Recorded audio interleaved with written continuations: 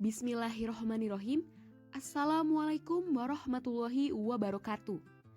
Sampurasun, wilujeng tepang dangu pateuteep layar dina video tutorial ngagunakeun media KineMaster pikeun ngedit video dongeng kalayan basajan. Simkuring sapara kanca di kelompok 10 di Universitas Pendidikan Indonesia, Program Studi Pendidikan Bahasa Sunda, Fakultas Pendidikan Bahasa dan Sastra, anu anggotana aya Faijul Rizik, Revina Insani Farasadina, sareng simkuring nyalira nyaeta Sarah Rahadatul Aisy. Ieu video diajukeun dina mata kuliah Teknologi Digital dalam Pembelajaran Bahasa anu diampuku Profesor Dr. Haji Yayat Sudaryat M.Hum sareng Hari Santosa Nugraha MPD. Ieu tutorial teh baris ngarojong kana KD 4.5 pangajaran dongeng mata pelajaran bahasa Sunda di SMP atawa satata kelas 8. Sabada siswa tek video ngadongeng anu satuluina kudu diedit pikeun didemonstrasikeun. Kaunggulan tina ieu aplikasi nyaeta ieu aplikasi teh gratis, tapi bisa oge anu berbayar lamun urang hayang anu versi pro. Katambah fitur tina ieu aplikasi teh basajan tur babari. Teu kudu lami-lami, hayu urang prung wae praktekna. Saacan kana lengkah-lengkah tangtu urang kudu miboga heula aplikasina. Carana bisa ngadownload dina aplikasi Play Store, klik telusuri, tuluy ketik aplikasi KineMaster. Sanggeus kitu urang bisa klik install, tuluy tungguan aplikasina ka-install nepi ka 100%.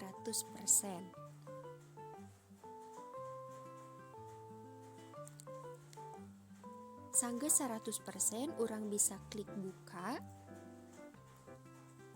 tuluy klik buka nu kadua. Nalika aplikasi kabuka, urang kudu klik OK nalika aya informasi, oge klik izinkan nalika aya tampilan saperti dina video. Sanggeus kitu mah, urang bisa ngageserkeun ka belah kenca nepi ka aya tulisan mulai, tuluy klik. Sanggeus ngeklik mulai bakal aya tampilan saperti dina video. Dina tampilan mimiti aya 2 menu, aya buat baru, oge aya dapatkan proyek. Dina ngedit video dongeng, urang bisa ngeklik buat baru, tuluy bakal muncul menu rasio aspek. Dina ieu menu, urang bisa milih ukuran video luyu jeung kabutuhan. Aya ukuran YouTube, aya ukuran TikTok, Instagram, jeung sajabana. Nalika ngedit video dongeng, urang bisa ngagunakeun ukuran 16:8, sangkan bisa diupload kana YouTube. Kukituna bisa klik ukuranna, tuluy klik berikutnya.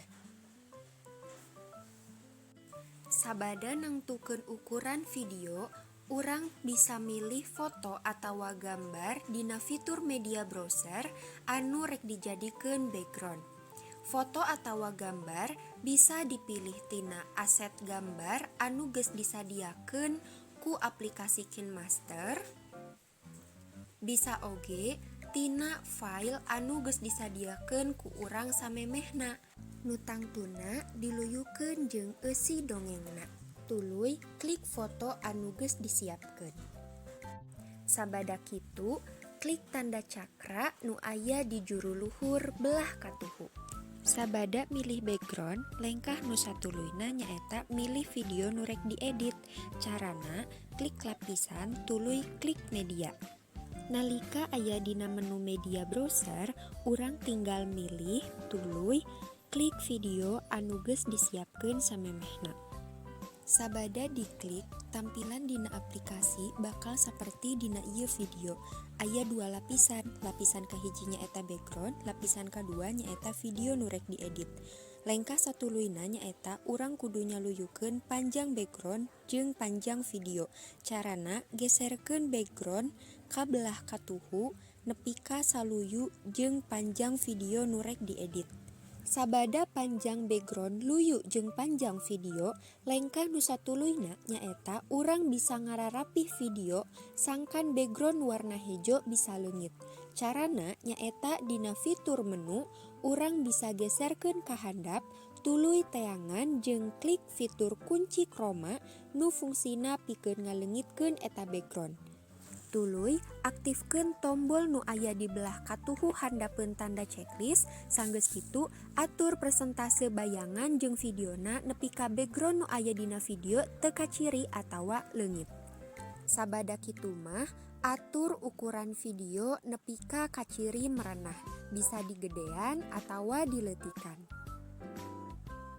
Sabada video geus rapih jeung kaciri merenah, rengkah nu satuluyna urang bisa ngasupkeun sawatara media pangrojong nu bisa nyieun video leuwih kreatif oge mata kataji nu nongton. Carana nyaeta urang bisa klik lapisan tuluy klik media. Media nu diasupkeunna teh mangrupa gambar nu tangtuna diluyukeun jeung tema dongengna. Bisa saperti gambar jukut, gambar manuk, jeung sajabana. Rupa-rupa gambar eta teh bisa didownload samemehna ngaliwatan Google. Lamun bisa mah formatna PNG nya.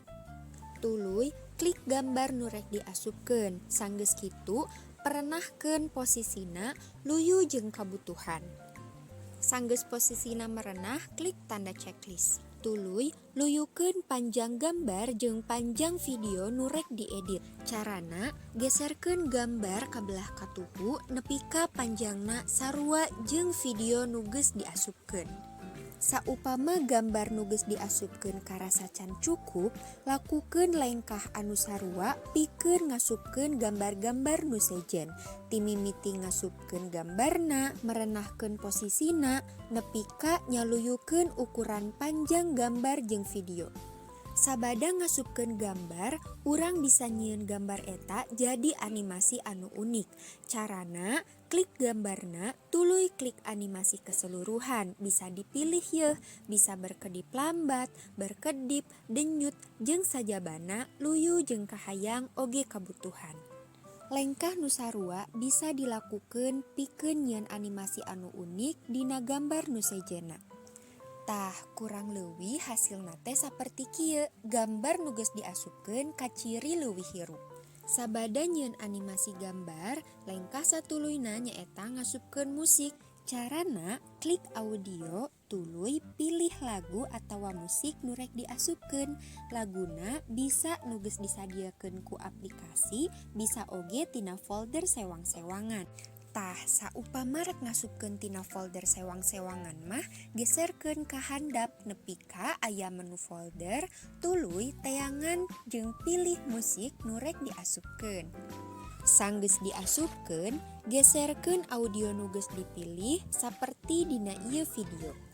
Sanggeus luyu mah klik audio atawa musikna, tuluy urang bisa ngatur tarik launa audio. Carana klik volume, tuluy atur persentasena bisa 50%, 20%, jeung sajabana luyu jeung kabutuhan. Sabada ngasupkeun rupa-rupa media pangrojong saperti musik jeung animasi, video dongeng bisa disimpen ku cara klik tanda nu aya di juru katuhu belah luhur.